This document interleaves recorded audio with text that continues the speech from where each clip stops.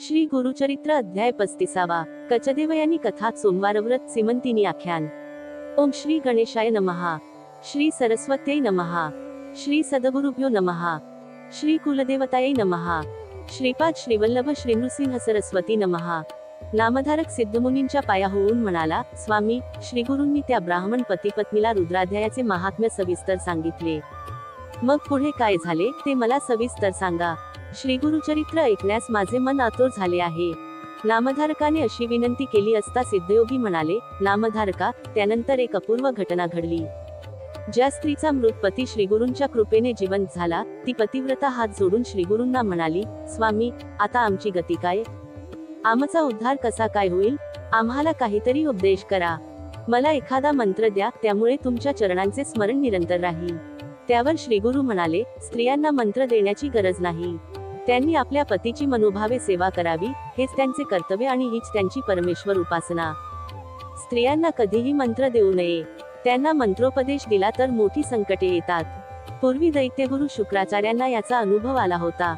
त्यावर ती स्त्री हात जोडून म्हणाली, स्त्रियांना मंत्राचा अधिकार नाही, असे का म्हणता ते का? शुक्राचार्यांना कोणता अनुभव आला ते मला सविस्तर सांगा. त्या स्त्रीने अशी विनंती केली असता श्रीगुरू म्हणाले, त्याविषयीची एक कथाच मी सांगतो, ती ऐक. पूर्वी देवदैत्यांची सतत युद्धे होत असत. दैत्य सैन्य युद्धात पडले की दैत्यांचे गुरु शुक्राचार्य संजीवनी मंत्राने त्यांना पुन्हा जिवंत करीत असत. मग पुन्हा युद्ध सुरू होत असे. देवांचा सेनापती इंद्र आपल्या वज्रप्रहाराने दैत्यसेनेला ठार मारत असे. शुक्राचार्य लगेच संजीवनी मंत्राने दैत्यांना जिवंत करीत असे. मग दैत्य देवसेनेवर हल्ला करीत असत. असे सतत घडत होते. दैत्यांचा पराभव करणे देवांना कठीण होऊन बसले होते. मग इंद्राने कैलासलोकांत जाऊन शुक्राचार्यांविषयी तक्रार केली. त्यावर तू ताबडतोब जावं, त्या शुक्राचार्याला पकडून येथे आण. शंकरांनी अशी आज्ञा करताच नंदी धावतच शुक्राचार्यांकडे गेला. त्यावेळी शुक्राचार्य ध्यान करीत बसले होते. नंदीने त्यांना आपल्या तोंडात धरले व श्रीशंकरांकडे आणले. शंकरांनी तत्काळ शुक्राचार्यांना उचलले व आपल्या तोंडात टाकून गिळले. हे समजताच भयभीत झालेले दैत्य आकांत करू लागले. कित्येक दिवसांनी शुक्राचार्य मूत्रातून बाहेर पडले व निघून गेले. श्रीशंकराच्या ते लक्षातच आले नाही. पूर्वी त्यांचे नाव शुक्र होते. शंकराच्या पोटात त्यांचा उद्भव झाला, म्हणून त्यांना भार्गव असे नाव पडले. शुक्राचार्य दैत्यांकडे गेले व मंत्राचा प्रयोग करू लागले. इंद्रापुढे मोठाच प्रश्न उभा राहिला. आता यावर काय उपाय करायचा, असा विचार करीत तो देवगुरु बृहस्पती यांना भेटला. तो बृहस्पतींना म्हणाला, गुरुवरे, शुक्राचार्य संजीवनी मंत्राने दैत्यांना पुन्हा पुन्हा जिवंत करतो. त्यामुळे आम्हाला दैत्यांचा नाश करता येत नाही. त्या शुक्राचार्यांसारखे मंत्रसामर्थ्य आपल्याकडे नाही. देवांची शक्ती गेली तर ती पुन्हा प्राप्त होत नाही. असेच सतत चालू राहिले तर देवांचा संपूर्ण नाश होईल व अवघ्या त्रैलोक्यावर दैत्यांचे राज्य येईल. तुम्ही सर्व देवांना पूज्य, वंदनीय आहात. तुम्ही जर आमच्यावर कृपा केली तर शुक्राचे तुमच्या पुढे काहीही चालणार नाही. तो तुमची बरोबरी करू शकणार नाही. इंद्राने अशी प्रार्थना केली असता देवगुरु बृहस्पती इंद्राला म्हणाले, देवेंद्रा, यावर एकाच उपाय आहे. शुक्राचा तो संजीवनी मंत्र षटकर्णी केला असता शुक्राचे काही एक सामर्थ्य राहणार नाही. आता आपल्यापैकी एखाद्यास विद्यार्थी म्हणून ब्राह्मण रूपात शुक्राकडे पाठवावे. तो आत्मसंरक्षणासाठी संजीवनी मंत्र शिकेल.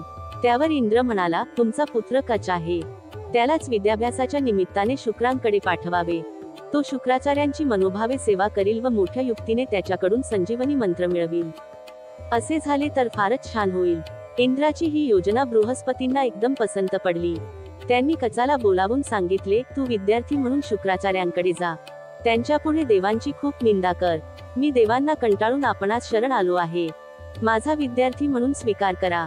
असे बोलून त्यांची मनोभावे सेवा कर. त्यांना प्रसन्न करून घे व त्यांच्याकडून संजीवनी मंत्र मिळवून लगेच परत ये. कचाने ते मान्य केले. मग तो बृहस्पतींना व इंद्रादी देवांना वंदन करून शुक्राचार्यांकडे गेला व हात जोडून नम्रपणे त्यांच्या पुढे उभा राहिला. शुक्राचार्यांनी त्याची नीट विचारपूस केली असता तो म्हणाला, मी ब्राह्मण पुत्र आहे. मी आपली कीर्ती ऐकून विद्याध्ययनासाठी आपणास शरण आलो आहे. माझा कृपया स्वीकार करावा. मी आपली मनोभावे सेवा करीन. माझा विद्यार्थी म्हणून स्वीकार करावा. त्यावेळी शुक्राचार्यांची एकुलती एक लाडकी कन्या देवयानी तेथेच होती. ती आपल्या वडिलांना म्हणाली, बाबा, हा ब्राह्मण कुमार चांगला विद्यार्थी दिसतो आहे. याचा तुम्ही विद्यार्थी म्हणून स्वीकार करावा व त्याला विद्या शिकवावी. देवयानी कचाकडे निरखून पाहत होती. तरुण, अत्यंत रूपवान असलेला कच दुसराच मदन आहे असे देवयानीला वाटले. हाच आपला पती व्हावा असे तिला मनोमन वाटत होते. शुक्राचार्यांनी कचाला विद्यार्थी म्हणून स्वीकारले. कच शुक्राचार्यांच्या आश्रमात राहून विद्याध्ययन करू लागला. दैत्यांना मात्र हा कच देवांच्याकडून संजीवनी विद्या मिळवण्यासाठीच आला आहे. आता याला जर संजीवनी विद्या मिळाली तर आपल्यावर मोठे संकट येईल असेच वाटत होते. त्यामुळे सगळे दैत्य मोठ्या काळजीत पडले. काहीही करून संधी मिळताच याला ठार मारावयाचे असे त्यांनी ठरविले. लवकरच तशी संधी त्यांना मिळाली. एके दिवशी कच काही दैत्यांच्या बरोबर समेधा आणण्यासाठी वनात गेला. तेथे दैत्यांनी त्याला ठार मारले व स्वतःच समेधा घेऊन परत आले. इकडे कच कोठे दिसेना म्हणून देवयानी अस्वस्थ, बेचैन झाली. कच परत आल्याशिवाय मी अन्नपाणी घेणार नाही असे ती शुक्राचार्यांना म्हणाली. कचाला दैत्यांनी ठार मारले आहे हे शुक्राचार्यांनी अंतर्ज्ञानाने ओळखले. त्यांनी देवयानीच्या हट्टास्तव संजीवनी मंत्राचा जप करून त्याला जिवंत केले. मग कच आश्रमात परत आला. असेच काही दिवस गेले. एके दिवशी कच वनात गेला असता पुन्हा एकदा टपून बसलेल्या दैत्यांनी त्याला ठार मारले. त्याच्या शरीराचे तुकडे तुकडे केले व ते 10ही दिशांना फेकून दिले. संध्याकाळ झाली. सूर्यास्त झाला. कच कोठे दिसत नव्हता. त्यामुळे शोकाकुल झालेली देवयानी पित्याला म्हणाली, हे तात, कच माझा प्राणसखा आहे. काहीही करून त्याला परत आणा, नाहीतर मी विष प्राशन करून प्राणत्याग करीन. आपल्या कन्येच्या हट्टास्तव शुक्राचार्यांनी पुन्हा संजीवनी मंत्राचा जप करून कचाला जिवंत केले. कच घरी परत आला. त्याला पाहताच देवयानीला आनंद झाला. असेच आणखी काही दिवस गेले. दैत्य मोठ्या काळजीत पडले. काही केल्या हा कच मारत नाही. याला ठार मारले असता आपल्या गुरु स्वकन्येवरील प्रेमामुळे याला पुन्हा पुन्हा जिवंत करतात असा विचार करून मग दैत्यांनी एक भयंकर कृत्य केले. त्यांनी कचाला बाहेर नेऊन ठार मारले. शुक्राचार्यांना मद्यपानाची सवय होती म्हणून दैत्यांनी कचाच्या हाडांचेही चूर्ण करून ते जाळून त्याचे भस्म तयार केले व ते मद्यात चांगले मिसळून ते शुक्राचार्यांना प्यायला दिले. आता काही झाले तरी कच जिवंत होणार नाही या विचाराने सगळे दैत्य आनंदित झाले. कच दिसेना म्हणून देवयानी रडू लागली. त्याला परत आणा असा पित्याला आग्रह करू लागली. शुक्राचार्यांनी अंतर्ज्ञानाने ओळखले. दैत्यांच्याच कारस्थानामुळे कच आता आपल्या पोटात आहे. आता त्याला संजीवनी मंत्राने त्याला जिवंत करणे शक्य नाही, कारण संजीवनी मंत्राने त्याला जिवंत केले तर तो आपले पोट फाडून येणार, म्हणजे आपणास मृत्यू येणार. त्यांनी देवयानीला परिस्थितीची जाणीव करून दिली व कच आता जिवंत होणार नाही असे सांगितले. त्यावर देवयानी म्हणाली, तुम्ही मरण पावलेल्या सर्वांना पुन्हा जिवंत करता, मग तुम्हाला स्वतःच्या मृत्यूची भीती का वाटते? त्यावर तिला समजावीत शुक्राचार्य म्हणाले, हे बाळा, संजीवनी मंत्र फक्त मलाच येतो. तो मी इतरांना सांगितला तर त्याचा प्रभाव नाहीसा होईल. अशा परिस्थितीत मी काय करणार? थोडा विचार करून देवयानी म्हणाली, तो मंत्र मला द्या. कचाला जिवंत करताना जर तुम्हाला मृत्यू आला तर मी त्या मंत्राने तुम्हाला जिवंत करीन.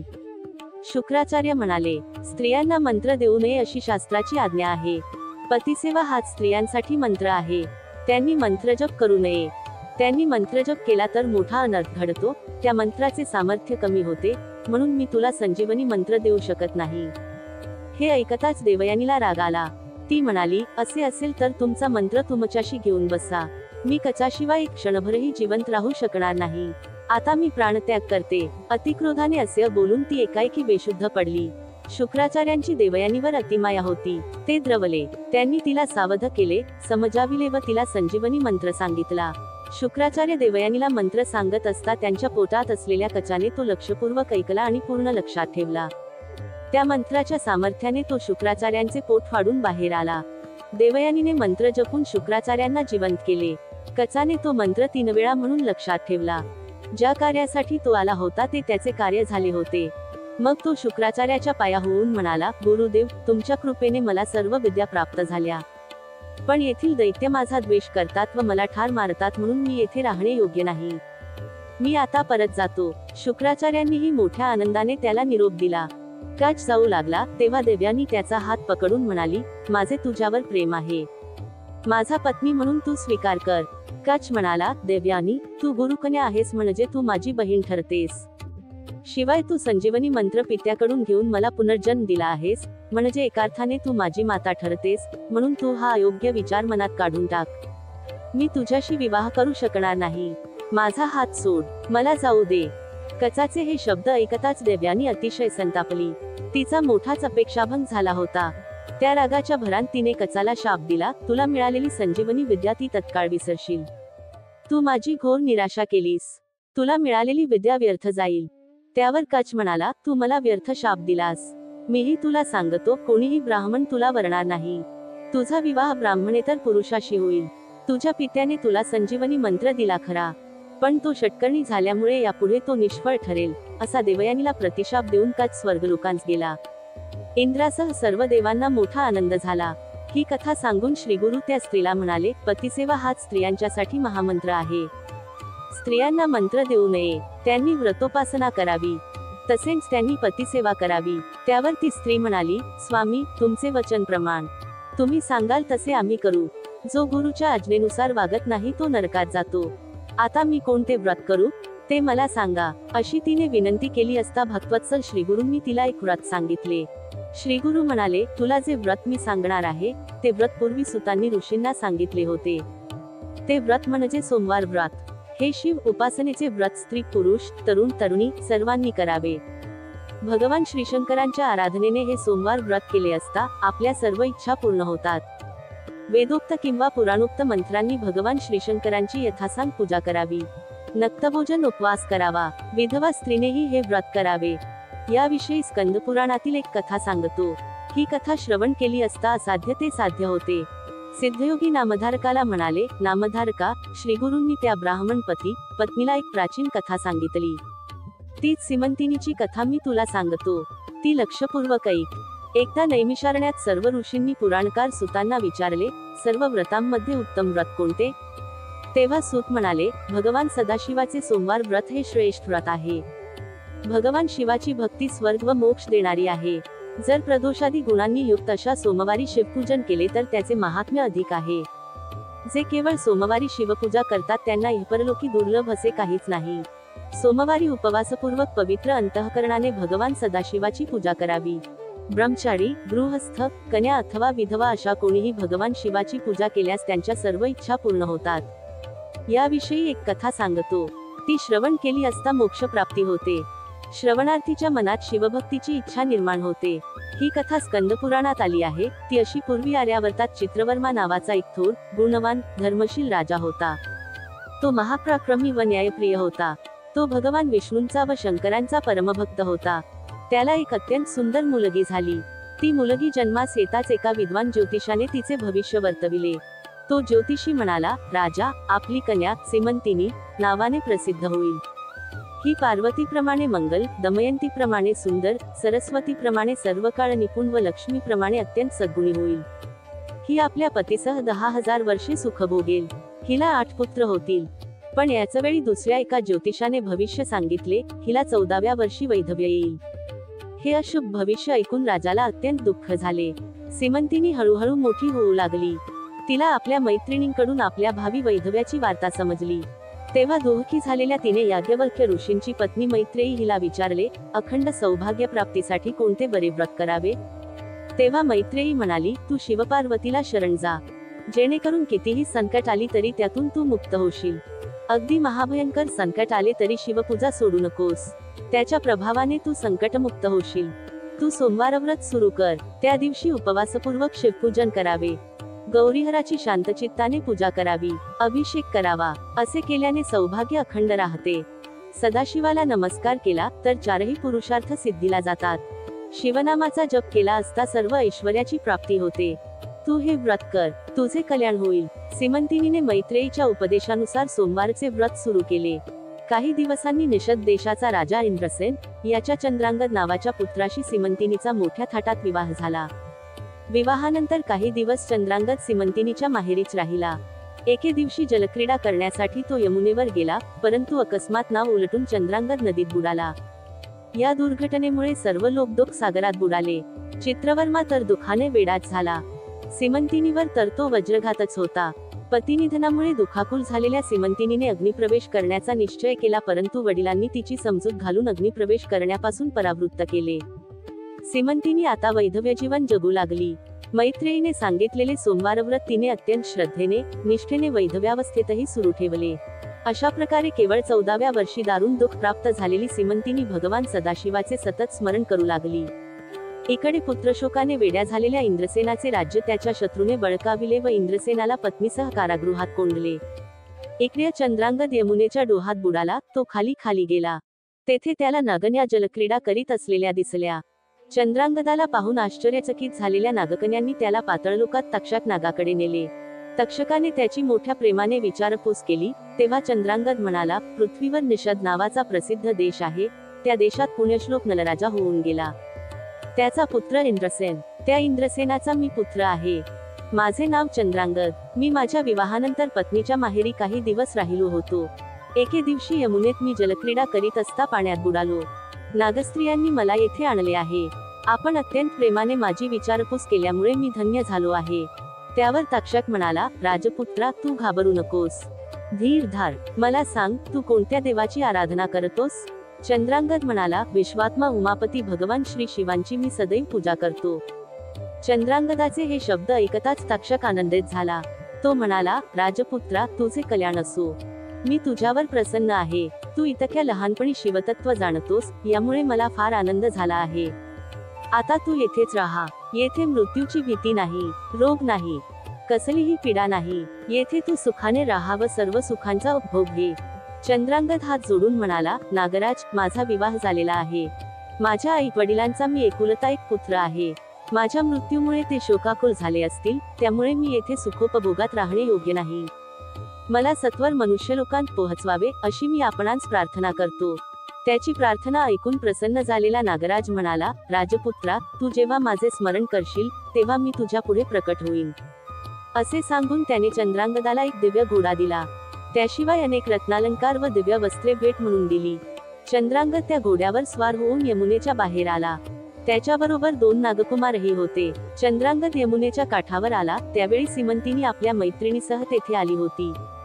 चंद्रांगदाला पाहून ती गोंधळलीच. ती विचार करू लागली, हा कोण बरे असावा? इच्छारूपी राक्षस तर नसेल? तिला तो आपल्या पतीसारखा वाटला, पण छे, माझे पती तर पाण्यात बुडून पुष्कळ दिवस झाले, ते कसे बरे येतील? पण राहून राहून त्याला पाहताना तिला संकोच न वाटता एक प्रकारची खात्री वाटू लागली. याच वेळी सीमंतिनीला पाहून चंद्रांगद विचार करू लागला, हिला मी पूर्वी कधीतरी पाहिले असावे. मग घोड्यावरून उतरून तो तिच्याजवळ जाऊन विचारपूस करू लागला. तेव्हा सीमंतिनीची सखी म्हणाली, हिचे नाव सीमंतिनी. ही निषधाधिपती इंद्रसेनाची सून, चंद्रांगदाची पत्नी व महाराज चित्रवर्त्याची मुलगी आहे.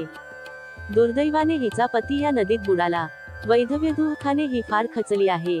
या गोष्टीला आता 3 वर्षे झाली. आज सोमवार आहे, म्हणून ही येथे स्नान करण्यासाठी आली आहे. हिचे सासरे आपल्या पत्नीसह शत्रूच्या तुरुंगात पडले आहेत. असे असताना सुद्धा ही राजकन्या प्रत्येक सोमवारी भक्तिभावाने शिवपार्वतीची पूजा करते. मग सीमंतिनीने चंद्रांगदाला विचारले, आपण माझी माहिती विचारलीत, पण आपण कोणते कळले नाही. आपण कोणी गंधर्व किंवा देव आहात, की कोणी मायावी सिद्ध, साधू, किन्ना आहात? आपण मला आप्तजनासारखे वाटता. आपण कोण आहात? असे तिने विचारले व पतीच्या आठवणीने ती शोकाकुल झाली. चंद्रांगदालाही अतिशय दुःख झाले, पण आपल्या दुःखावर आवर घालून तो म्हणाला, मी तुझ्या पतीला पाहिले आहे. माझे नाव सिद्ध असे आहे. तुझ्या व्रताच्या प्रभावाने तुझा पती नक्की परत येईल. तो माझा मित्र आहे. 3 दिवसांनी तो तुला भेटेल. तू चिंता व दुःख करू नकोस. चंद्रांगदाच्या या बोलण्याने सीमंतिनी अधिकच शोक करू लागली. तिला मनोमन वाटत होते, हाच आपला पती असावा. पण तिने पुन्हा विचार केला, छे, हे शक्य नाही. पाण्यात बुडालेला आपला पती परत कसा येणार? खोटी आशा बाळगण्यात काहीच अर्थ नाही. पण मैत्रिणीने सांगितल्याप्रमाणे मी सोमवार व्रत तर करीतच आहे. भगवान शंकर प्रसन्न झाले तर काहीही अद्भुत होऊ शकते, असा ती विचार करीत होती. त्याचवेळी चंद्रांगद घोड्यावर बसून आपल्या राज्यात गेला. नदीत बुडालेला चंद्रांगद घोड्यावर बसून परत आला आहे व त्याला तक्षकाचे सामर्थ्य लाभले आहे हे समजताच भयभीत झालेल्या शत्रूने चंद्रांगदाला त्याचे राज्य सन्मानपूर्वक परत दिले. त्याच्या मातापित्यांची सुटका केली. आपला पुत्र परत आला आहे हे समजताच इंद्रसेनाच्या डोळ्यांवाटे आनंदाश्रू वाहू लागले. सर्व नागरिक, मंत्री, पुरोहित चंद्रांगदाला सामोरे गेले. इंद्रसेनाने चंद्रांगदाला पोटाशी धरले. चंद्रांगदाने मातापित्यांना व इतर सर्वांना वंदन केले. मग त्याने राजसभेत बसून आपली पहिल्यापासून सर्व हकीकत सविस्तर सांगितली. ती ऐकून इंद्रसेनाला अतिशय आनंद झाला. आपल्या सुनेने सौभाग्यप्राप्तीसाठी सोमवार व्रत करून भगवान शंकराची आराधना केली, त्याचेच हे फळ आहे, याबद्दल इंद्रसेनाची खात्री पटली. त्याने लगेच ही शुभवार्ता आपल्या दूताकरवी चित्रवर्त्याला कळविली. ही अमृतवार्ता ऐकून राजा चित्रवर्माच्या आनंदास पारावार राहिला नाही. त्याने सीमंतिनीला वैधव्यचिन्हे टाकावयास लावली. मग त्याने आपल्या राज्यात मोठा आनंदोत्सव केला. प्रत्येकजण सीमंतिनीच्या सदाचाराची प्रशंसा करू लागला. मग चित्रवर्त्याने इंद्रसेनाकडे आपला दूत पाठवून त्याला पुत्रासह वऱ्हाड घेऊन आपल्या नगरास येण्याची विनंती केली. इंद्रसेन आपल्या वऱ्हाडासह चित्रवर्त्याकडे आला. मग सीमंतिनी व चंद्रांगद यांचा पुन्हा विवाह झाला. चंद्रांगदाने तक्षकाकडून आणलेले मानवदुर्लभ अलंकार सीमंतिनीला दिले. कल्पवृक्षांच्या पुष्पमालांनी सीमंतिनी अधिकच सुंदर दिसू लागली. त्यावेळी तिच्या आनंदाला काही सीमाच राहिली नाही. मग शुभमुहूर्तावर इंद्रसेन, चंद्रांगद व सीमंतिनी आपल्या नगरात परत आले. त्याने चंद्रांगदाला राजसिंहासनावर बसविले व राज्याभिषेक केला. पुढे चंद्रांगदाने सीमंतिनीसह 10,000 वर्षे सर्व सुखांचा उपभोग घेत राज्य केले. त्यांना 8 पुत्र व 1 कन्या झाली. सीमंतिनी ही भगवान महेश्वराची आराधना करीत आपल्या पतीसह सुखाने राहू लागली. तिने सोमवारच्या प्रभावाने आपले गेलेले सौभाग्य परत मिळविले. श्रीगुरु ही कथा सांगून त्या पतीपत्नीला म्हणाले, सोमवार व्रताचा प्रभाव हा असा अद्भुत आहे. तुम्ही हेच व्रत करा. श्रीगुरूंची आज्ञाप्रमाण मानून त्या पतीपत्नींनी सोमवार व्रत केले. पुढे त्यांना 5 पुत्र झाले. ती दोघे दरवर्षी संगमस्थानी श्रीगुरूंच्या दर्शनासाठी येऊ लागली. सरस्वती गंगाधर म्हणतात, त्रैमूर्ती नृसिंह सरस्वती माझे वंशपरंपरागत स्वामी आहेत. म्हणून लोक हो, तुम्ही सुद्धा निसंदेह श्रीगुरुचरणांची सेवा करा. श्रीगुरु आपल्या भक्तांवर त्वरित प्रसन्न होतात, हे त्रिवार सत्य. साखरेच्या गोडीला दुसरी कोणती उपमा द्यावयाची? हातावरील कंकण पहावयास आरसा कशाला? लोक हो, तुम्ही श्रीगुरूंची सेवा करा. तुमच्या सर्व मनकामना त्वरित पूर्ण होतील. श्रीगुरुचरित्र प्रत्यक्ष कामधेनू आहे. त्याचे श्रवण पठण केले असता सर्व काही साध्य होते. अंतिम मोक्षही प्राप्त होतो. अशा रीतीने श्रीगुरुचरित्रामृतातील कचदेवयानी कथा, सोमवार व्रत, सीमंतिनी आख्यान नावाचा अध्याय 35 समाप्त.